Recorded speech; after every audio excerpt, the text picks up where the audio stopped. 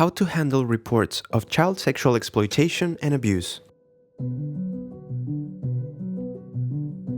What would you do if you were harmed by a project in your community?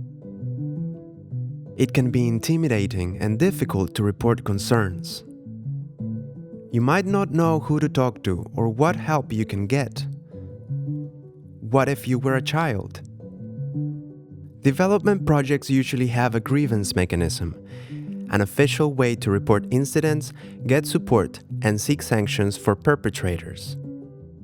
But sadly, these mechanisms can sometimes be difficult for children and their families to access and understand.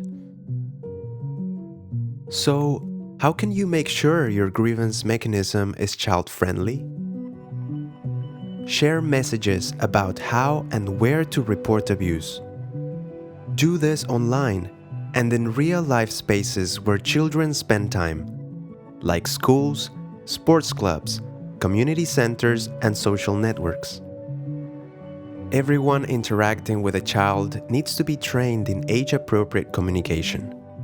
This means using simple language when you talk to them, allowing children to share with you by talking, drawing, or writing, and respecting what they say. Any response to a report from a child should be without delay. You should listen. Reassure the child that they have done the right thing by speaking up. Tell them about the assistance options. Refer them to child-focused organizations or trained experts for the help they need. Get informed consent or assent in a way that is appropriate for the child's age and stage of development. A grievance mechanism should act on any abuse reported and help to stop any future abuse. The grievance process itself should not cause harm.